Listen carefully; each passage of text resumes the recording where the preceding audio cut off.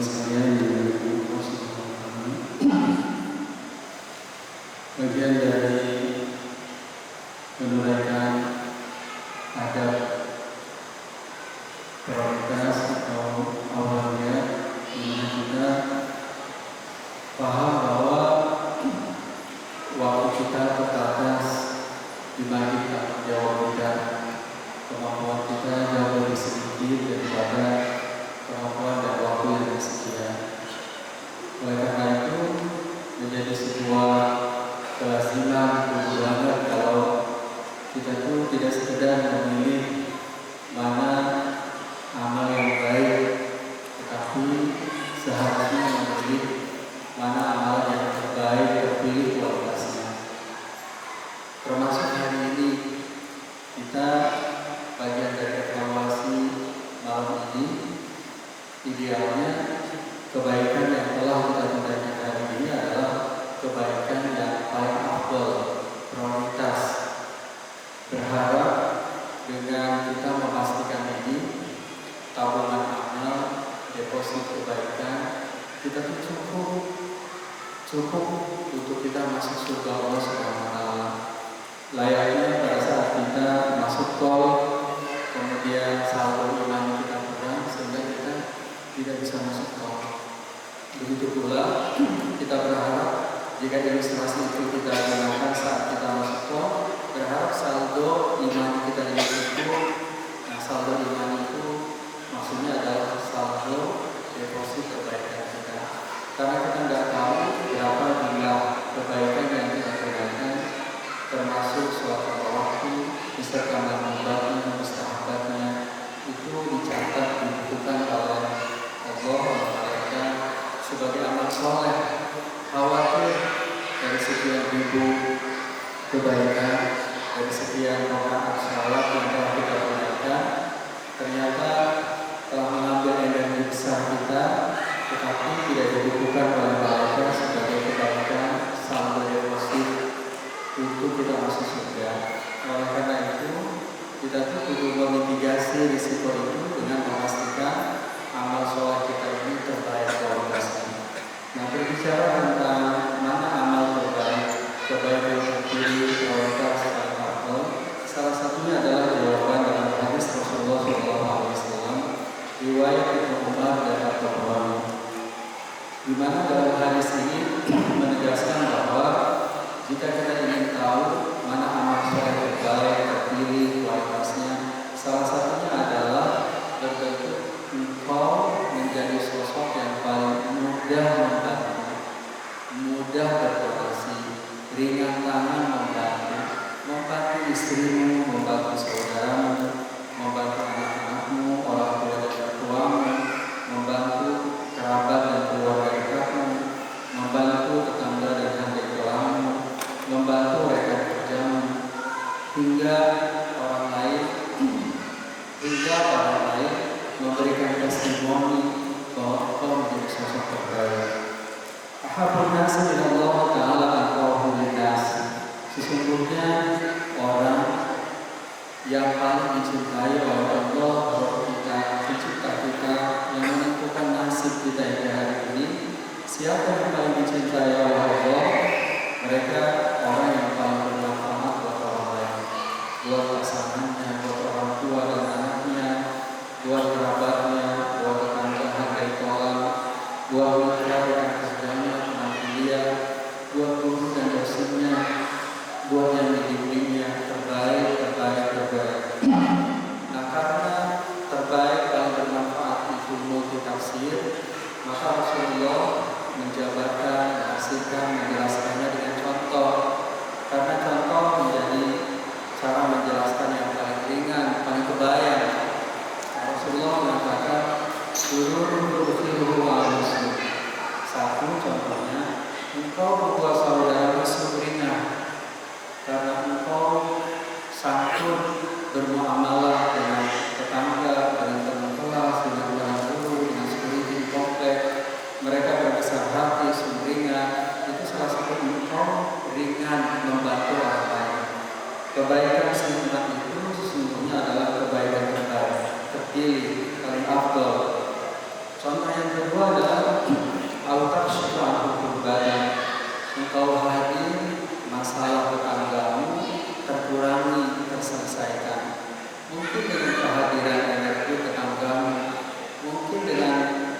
sekian rupiah keluar dari dompetmu, dari imanmu, atau engkau menjadi prasarana mempertemukan para hartawan dengan kerabatmu yang membutuhkan hingga mereka bisa dirinya tersenyum karena masalahnya terselesaikan. Yang ketiga, al-taqdi al-hudayah, atau engkau hadir mereka yang punya utang, nggak minyak, dikejar-kejar cicilan, jadi sumringah hidupnya karena cicilannya ada yang dibayarin, ada yang membayarkan. Baik engkau sendiri yang merogoh uang melunasi cicilan, atau engkau menjadi perantara hadirnya para hartawan sahih, baik dermawan yang melunasi cicilan. Yang keempat, contoh yang terakhir, al-qurban jual, atau engkau hadir dapur para pengapan nukul, bisa sarapan, bisa makan malam, karena kehadiranmu sosok yang dermawan, atau engkau menjadi perantara hingga mereka bisa makan, bisa sarapan, dapat berkumpul. Auta berdoa Tuhan.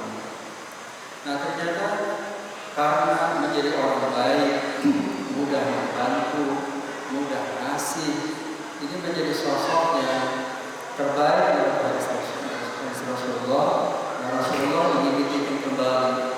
Tidak cukup dengan contoh nomor 1, nomor 2, nomor 3, nomor 4. Rasulullah dididik kesimpulan ini dengan penggalan hadis di akhir. Wali an-amshi ma'afin fi hadati ahabu ilayya min aqatihi fi hadati masjid syahwan. Jika engkau menjadi sosok yang paling terbaik dengan saudaramu, membersamai saudaramu, engkau mudah membantu saudaramu, bihajatin untuk memenuhi kebutuhannya, ahabu ilayya itu lebih aku sukai, lebih aku cintai, min aqatihi fi hadati masjid syahwan, daripada engkau i'tikaf di Masjid Nabawi di Madinah di Saudi Arabia 30 hari. Syahrul satu bulan untuk menunjukkan betapa sumbangsihmu, ibadahmu telah melebihi batas-batas pakaianmu ke orang lain, batas-batas fisikmu ke orang lain, di mana ibadahmu telah berefek netes ke kiri kanan, di mana dirimu telah berubah menjadi kebaikan, membuat orang tersenyum, sumringah. Wali an-amshi yang akhir ya hadatin ahabu ilayya yang akadib dihadal masih syahwan. Menjadi orang terbaik mudah membantu tentu beragam.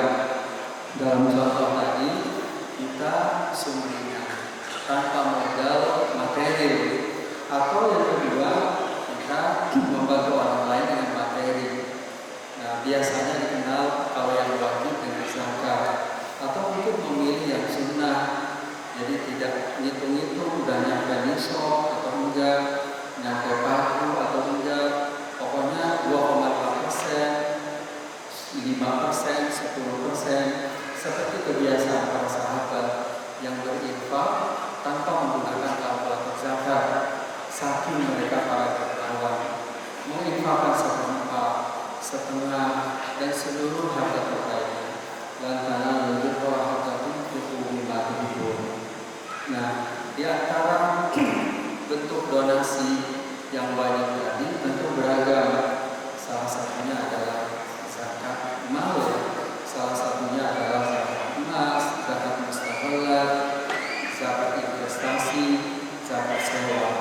Zakat emas itu setiap emas, baik emas fisik ataupun emas, tabung emas, elektronik emas, di mana kita beli secara digital kemudian dititip di lembaga keuangan syariah. Nah itu menjadi wajib zakat apabila memenuhi kriteria berikut. Yang pertama adalah dimiliki secara sempurna, mamlukan, milkan tanah. Di antara indikatornya kalau dimiliki secara sempurna, seperti uang yang kita terima saat kita menerima salary, gajian, THR, bonus, gaji ke-13, uang tersebut walaupun tidak kelihatan, tapi itu telah diterima dengan apapun berlaku secara fisik atau dalam bahasa fikih muamalah al-qaid al-asli. Jadi itu dimiliki secara sempurna karena bisa kita hibahkan, bisa kita alih kepemilikan sebagai pertanda bahwa itu milik kita, mamlukan milik kami. Oleh karena itu, kalau seseorang punya emas tetapi statusnya cicilan langsung lamsam, maka belum wajib zakat karena belum dimiliki secara sempurna. Yang kedua adalah emasnya tidak digunakan oleh ibu, oleh wanita, oleh perempuan, oleh kaum hawa dalam batas kelaziman tidak berlebihan. Nah, oleh karena itu kalau perhiasan tidak digunakan atau emas digunakan oleh laki-laki, yaitu wajib zakat. Atau as-sabai ada hadiah yang pegang emas ya itu wajib zakat seperti kartu emas, elektronik emas. Yang ketiga, nyampe 85 gram emas dari bulan 1 hingga ke 12, saldo deposit emas mencapai minimum 85 gram emas. Dari mana kita menghitung nisab? Berarti nisabnya adalah jika misalnya ibu A punya emas di Rajab tahun lalu 70 gram, berarti belum wajib zakat. Di Sya'ban 80 gram, berarti belum wajib zakat. Di Ramadan tahun lalu 85 gram, kita belum wajib zakat. Tetapi arko haulan yang haul, arko 12 bulan mulai jalan, mulai rani. Kapan ia tahu momentum wajib zakat? Bulan ini, hari ini. Apabila saldo emas dari bulan 1 hingga 12 itu nyampe minimum nyampe 8 emas. Karena Rasulullah SAW yaqulu min kulli 20 dinar nisbah. Nah, apabila nyampe 8 emas itu berarti sudah wajib zakat. Nyampe 4 batas itu dikali 20% sebagai tarif zakat. Apabila ibu-ibu ini punya emas yang beragam karatase, emas Bogor 23, 21, 20, emas Singapura, maka dia tidak menghitung nilai nisab emasnya. Berarti harga 85 gram emas, 24 karat, SN 99,99, harga BID. Jadi kalau kita melihat Dion BBSI misalnya, kalau di bank emas itu ada harga beli, harga jual. Berarti 85 gram itu harga jual hari ini. Jadi kalau harga jual hari ini berarti sekitar 2,9 per gram, kali 85 sekitar 250 juta. Jadi kalau setelah diakumulasi emas yang beragam karatase ini nyampe 200 juta berarti belum nyampe. Tapi kalau 250 juta berarti udah nyampe zakat, udah nyampe wajib zakat dan 25%. Nah, itu salah satu contoh karena waktu yang terbatas. Begitu pula dengan jenis zakat yang lain seperti saham syariah, maksudnya reksadana syariah, sukuk bukan surat utang, reksadana syariah, sekuritas crowdfunding. Nah, itu tinggal dikumpulin, berarti dividennya saham syariah ditambah kuponnya sukuk ditambah imbal hasil reksadana ditambah keuntungan sekuritas crowdfunding. Dalam 1 tahun kita mencapai 245 juta, berarti sudah wajib zakat kali 2,5% sebagaimana dijelaskan oleh lembaga fikih Majma' Fikih Islami, organisasi konferensi internasional, bahkan dibisarkan ke aslinya al-Asma'ina dan lain-lainnya sebagai salah satu contoh bukti bahwa kita telah membayarkan kewajiban. Mudah-mudahan